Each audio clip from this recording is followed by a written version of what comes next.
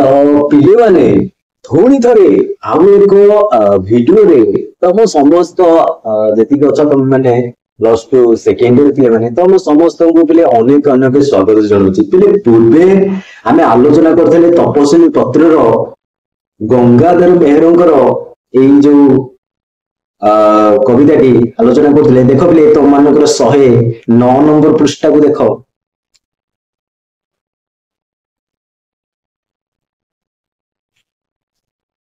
ହଁ, ଶୁଣାଇବେ ତୁମ୍ଭ ଗତ ଦୁଃଖର କାହାଣୀ, ଯା ଶୁଣିଲେ ଦୁଃଖୀ ନିରହୁଦ ହୁଏ ହାଣି, ନ ଶୁଣିଲେ ତହି ପ୍ରତି ଧାଉଥାଏ ମନ, ନ ହୁଇ କରି ତାର ଔସୁକ୍ୟ ମନ।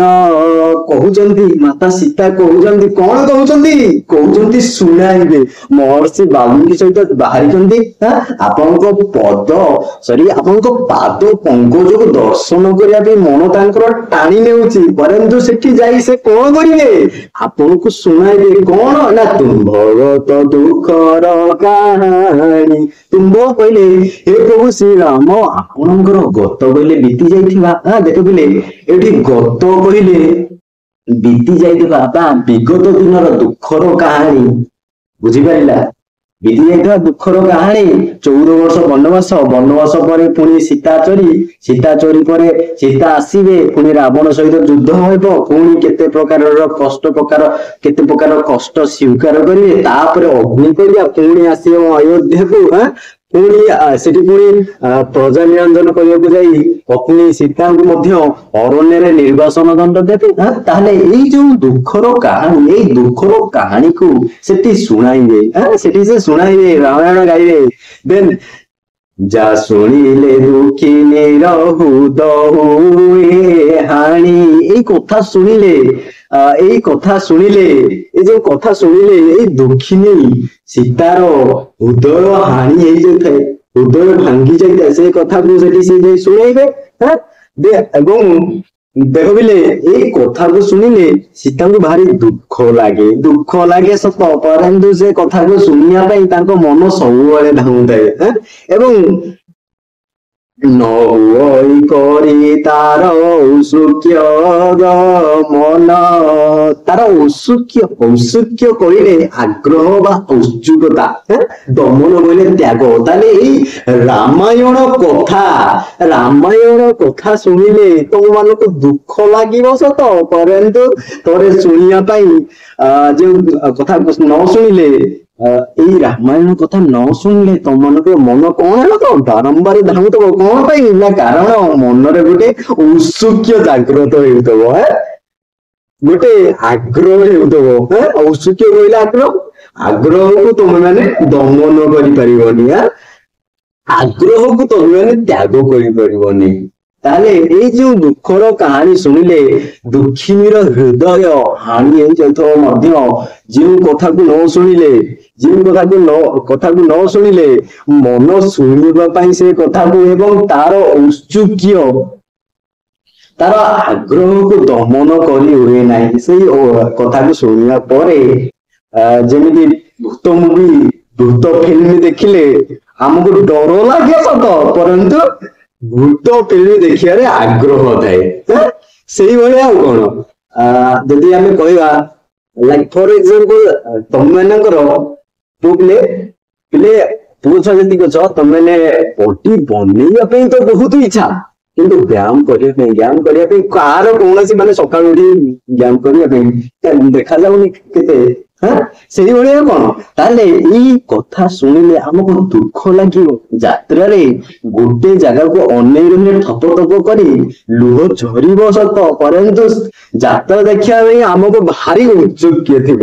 ସେଇ ଉତ୍ସୁକକୁ ଆମେ ଦମନ କରିପାରୁନଥିବା ନା ନାଇଁ? କାହିଁକି ନା ତା ଆଡକୁ ମନ ଥାଉଥିବ, ପଛେ ଆମେ ଏହାକୁ ଦେଖି କାନ୍ଦୁଥିବା, କିନ୍ତୁ ଉତ୍ସୁକ ଆମେ ଦମନ କରିପାରୁନଥିବା। ସେଇ କଥାକୁ ଏଠି ମାତା ସୀତା କହୁଛନ୍ତି, ବୁଝିପାରିଲା?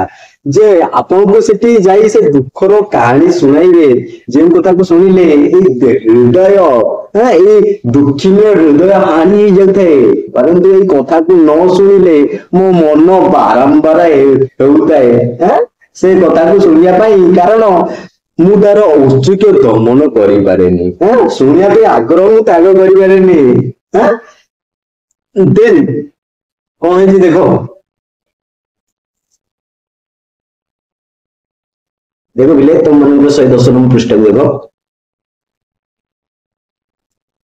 ଧୀର ବରଷେ କଥାକୁ ଘେନି ତୁମ ସ୍ମୃତି, ଆଣିବ ଯଦ୍ୟପି ବିନା ବୈଦେହୀର ସ୍ମୃତି। ବୈଦେହୀର ମଣୟକୁ ବୈଦେହୀର ପ୍ରଣୟକୁ ମଣିବ ସପନ, ଚାହିଁ ନବ ପ୍ରଣୟିନୀ ପ୍ରଫୁଲ୍ଲ ଲୋପନ। କହୁଛନ୍ତି ଧୀରବର, ଧୀରବର କହିଲେ ପଣ୍ଡିତ ଶ୍ରେଷ୍ଠ, ଧୀରବର କହିଲେ ଧୀର ଶ୍ରେଷ୍ଠ। ହେ ଧୀରରେ, ହେ ଧୀରବର ରଘୁବୀର ରାମଚନ୍ଦ୍ର, ସେ କଥାକୁ ଘେରି ତୁମ୍ଭ ସ୍ମୃତି।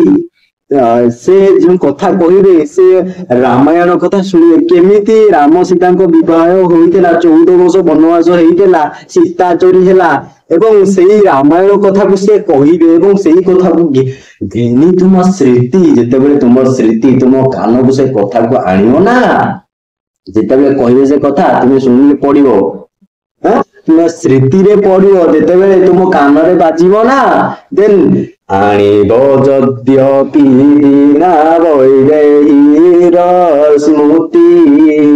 ଯଦି ଦିନା ଏଇ ଦୁଃଖୀ ବୈଦେହୀର, ବୈଦେହୀ କହିଲେ ବିଦେହୀ ରାଜ୍ୟର କନ୍ୟା ବୈଦେହୀ, ସୀତାଙ୍କୁ କୁହାଯାଏ ବୈଦେହୀ ରାଜ୍ୟର କନ୍ୟା। ତେଣୁ ଏଇ ଯୋଉ ଦୁଃଖିନୀ ବୈଦେହୀ, ଏଇ ଦୁଃଖିନୀ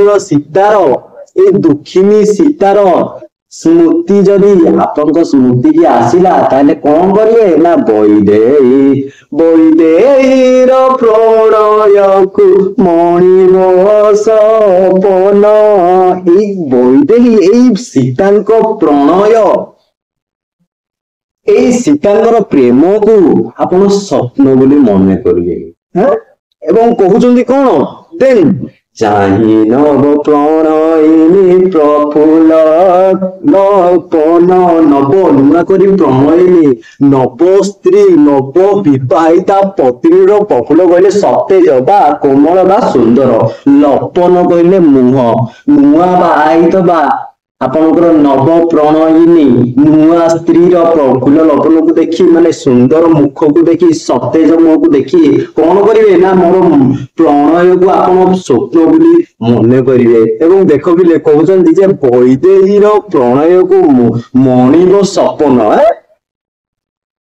ଏଇ ସୀତାର ପ୍ରେମକୁ ଆପଣ ସ୍ୱପ୍ନ ବୋଲି ଭାବି ଭୁଲିଯିବେ। ଏବଂ କାହିଁକି ଭୁଲିଯିବେ, ନୂଆ ବାହା ହେଇଛନ୍ତି ନା, ନବ ପତ୍ନୀର ସୁନ୍ଦର ମୁହଁକୁ ଦେଖି, ନବ ପତ୍ନୀର ସୁନ୍ଦର ମୁଖକୁ ଦେଖି ଆପଣ ମୋ ପ୍ରେମକୁ ସପନ ବୋଲି ଭାବିବେ।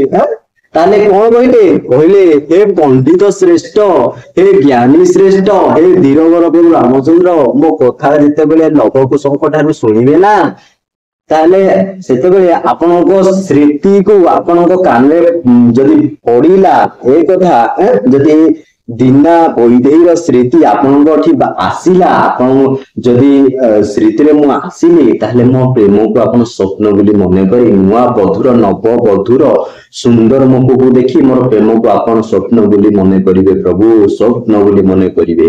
ଆଉ କଣ କହୁଛନ୍ତି ଦେଖ ପିଲେ, ଏସବୁ